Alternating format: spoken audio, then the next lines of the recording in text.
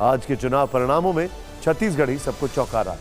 राजनीतिक पंडितों तक मान के चल रहे थे कि छत्तीसगढ़ की भूपेश बघेल सरकार दोबारा सत्ता में आएगी, लेकिन परिणामों के आने के साथ ही कांग्रेस पिछड़ती चली गई। सवाल यह है क्यों छत्तीसगढ़ कांग्रेस के हाथ से फिसल गया। आइए आपको दिखाते हैं ये सिलसिलेवार तरीके से। छत्तीसगढ़ में करीब 32% इलाका आदिवासी बहुल का माना जाता है। बीजेपी ने इस बेल्ट में शानदार प्रदर्शन किया। आदिवासी वोट यहां सबसे डिसाइडिंग फैक्टर होता है। 2018 में आदिवासियों का कांग्रेस को समर्थन मिला तो भूपेश बघेल ने जबरदस्त जीत हासिल की। इस बार 2023 के विधानसभा चुनाव में आदिवासी वोट बीजेपी के खेमे में शिफ्ट हो गया है। इसके अलावा भ्रष्टाचार के मुद्दे ने भी कांग्रेस सरकार की छवि को दागदार बनाया।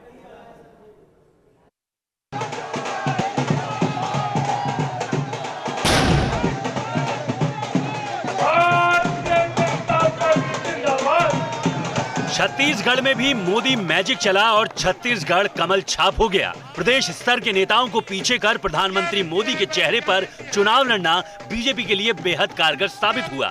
आदिवासियों ने पीएम मोदी की गारंटी को हाथों हाथ लिया और राज्य में बम्पर जीत के साथ कमल खिला दिया। बस्तर और सरगुजा जैसे आदिवासी बहुल क्षेत्रों में बीजेपी ने कांग्रेस को पटखनी दे दी। छत्तीसगढ़ के नतीजों पर पीएम मोदी के चेहरे के साथ एक और फैक्टर का बड़ा असर हुआ है। ये फैक्टर है भ्रष्टाचार का मुद्दा, जो भूपेश बघेल की कांग्रेस सरकार को भारी पड़ा।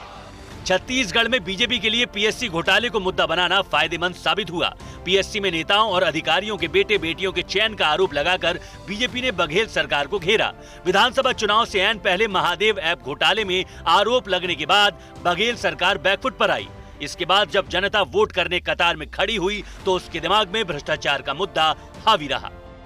छत्तीसगढ़ की जनता की गाढ़ी कमाई का पैसा लूटने वाला कितना भी बड़ा आदमी है उसे छोड़ा नहीं जाएगा, बख्शा नहीं जाएगा, कानूनी कार्रवाई की जाएगी। किस किस पर कार्रवाई की जाएगी? सीएम को हमेशा एक फेस मानकर बीजेपी आरोप करती रही है। जो भी होगा, कितना बड़ा आदमी हो, जनता के लूटने वालों को छोड़ा नहीं जाएगा। और छत्तीसगढ़ ने जो पिछले 5 सालों में झेला वो आगे नहीं झेलेंगे। पेपर लीक के मामले हो, भ्रष्टाचार के मामले हो, महिला अपराध के मामले हो, इनसे जनता मुक्ति पाना चाहती थी। राज्य में भी बीजेपी ने प्रचार के दौरान मोदी की गारंटी वाले पोस्टर का जमकर इस्तेमाल किया। अब छत्तीसगढ़ के पूर्व सीएम और बीजेपी के वरिष्ठ नेता रमन सिंह का कहना है कि ये मोदी की गारंटी पर जनता की मोहर है। मोदी जी की गारंटी पे छत्तीसगढ़ की जनता ने 100% भरोसा किया। छत्तीसगढ़ के परिणाम भी विश्लेषण के हकदार हैं। वहां पर नरेंद्र मोदी ने स्वयं गारंटी किया 3100 रुपए धान की खरीदी का, तो ये भी जनता के मन में घर कर गई कि मेहनत करे मोदी और फोटो खींचे कांग्रेस के नेता, ये तो संभव नहीं है। छत्तीसगढ़ चुनाव में कांग्रेस के लिए पार्टी की अंदरूनी गुटबाजी नुकसानदायक साबित हुई। पूरे 5 साल भूपेश बघेल और टीएस सिंहदेव की आपसी तनातनी चलती रही। इस तनातनी ने पार्टी के अंदर गुटबाजी को हवा दी, जिससे सरकार और संगठन में गतिरोध पैदा हुआ। इस गतिरोध का नुकसान विधानसभा चुनाव में हुआ, जहां संगठन और सरकार में तालमेल की कमी देखी गई। गुरु घासीदास साहित्य एवं संस्कृति अकादमी परिवार भूपेश बघेल का सारा फोकस गांव, किसान और छत्तीसगढ़िया शान को प्रमोट करने पर रहा। शहरों पर कांग्रेस सरकार का फोकस नहीं रहा। यही कारण है कि रायपुर, बिलासपुर और दुर्ग जैसे शहरी इलाकों में बीजेपी को बम्पर जीत मिली। फिर भूपेश बघेल सरकार का विकास पर भी ध्यान नहीं रहा। प्रधानमंत्री मोदी जहां बीजेपी को विकास का पर्याय बताते रहे, वहीं नए प्रोजेक्ट तो दूर, कांग्रेस सरकार पुरानी रमन सिंह सरकार की विकास योजनाओं को भी आगे बढ़ाने में नाकाम रही। विकास न करना भी भूपेश बघेल सरकार के विरुद्ध गया। अच्छा, यहां पर यह सोचने वाली बात है, छत्तीसगढ़ राजस्थान नहीं है। राजस्थान में इनकम्बेंसी बदलने का रिवाज है, छत्तीसगढ़ में नहीं था। भूपेश बघेल को यह सोचना पड़ेगा कि रमन सिंह 2013 में 0.7 के मार्जिन से अपनी पार्टी को जिता के 10 सीट एक्स्ट्रा लेकर आते हैं, और आज देखिए क्या है आंकड़ा, कहां गड़बड़ हुई। प्रधानमंत्री नरेंद्र मोदी ने छत्तीसगढ़ में जीत का श्रेय जनता को दिया। उन्होंने कहा कि मैं छत्तीसगढ़ को 3 दिसंबर के बाद सरकार के शपथ ग्रहण में शामिल होने का निमंत्रण देने गया था। परिणाम से साफ है कि जनता ने उसे स्वीकार कर लिया। छत्तीसगढ़ के परिवारजनों को तो जब मैं वहां चुनाव सभाओं में गया तो मैं खुद ही पहली सभा में छत्तीसगढ़ के चुनाव की पहली सभा में मैंने खुद कहा था कि मैं आपसे कुछ मांगने नहीं आया हूं, मैं तो आपको 3 दिसंबर के बाद सरकार बनेगी तो शपथ समारोह में निमंत्रण देने के लिए आया। छत्तीसगढ़ के परिणाम से साफ है कि हर परिजन ने उस बात को स्वीकार किया है।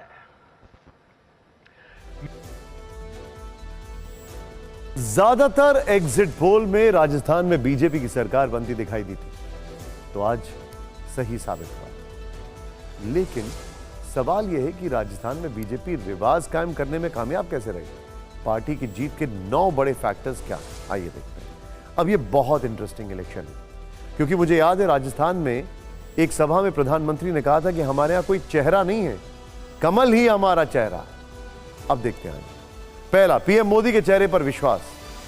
यह बहुत बड़ा फैक्टर है हर जगह। ये मतलब क्या कहा जाए, बीजेपी के पास एक ऐसा फैक्टर है जो वाकई में कन्हैया लाल हत्याकांड से ध्रुवीकरण, ये एक और बड़ी बात है। पिछले चुनाव में बीजेपी ने एक मुस्लिम को वोट दिया, सीट दी थी, लेकिन इस बार वो भी नहीं दिया। क्या केंद्रीय मंत्री प्लस सांसद को टिकट का सफल प्रयोग, ये एक और बड़ी बात है। फिर दिखाइए जरा, वसुंधरा को चेहरा ना बनाना सही था।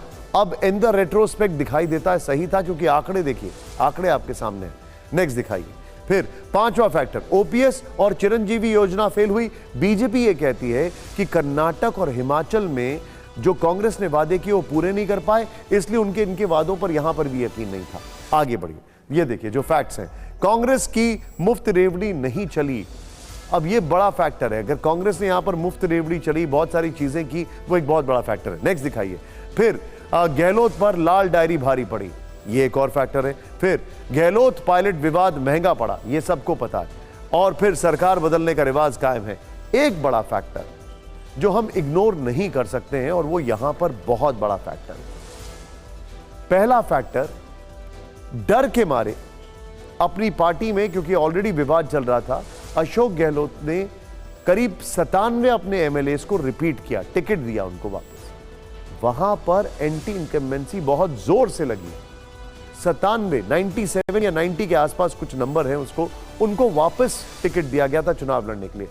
दूसरा फैक्टर जो और ज्यादा खतरनाक है, वो ये था कि रिबल्स थे वहां पर, और जो छोटी छोटी पार्टियां वहां पर बनकर आई, क्योंकि अदर्स देखिए, अब आप राजस्थान में अदर्स का आंकड़ा देखिए 14, रिबल्स और छोटी छोटी पार्टियां, उन्होंने बहुत जबरदस्त नुकसान पहुंचाया। अभी आपको डेटा मुशाहिब बाप की बात बता रहे थे, वो जो एक पार्टी है, फिर बीएसपी की हम बात कर रहे हैं, वहां पर इन पार्टीज ने बहुत नुकसान पहुंचाया।